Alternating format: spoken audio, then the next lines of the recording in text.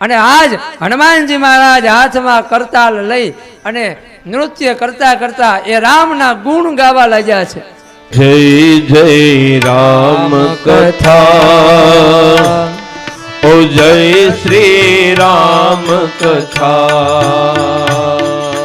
જય જય રામ કથા,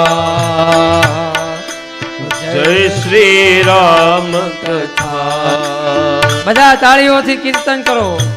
इसे श्रवण कर मिट जाती है, इसे श्रवण कर मिट जाती है, इसे श्रवण कर मिट जाती है, इसे श्रवण कर मिट जाती है. ओ जन्म जन्म की व्यथा, जय जय राम कथा.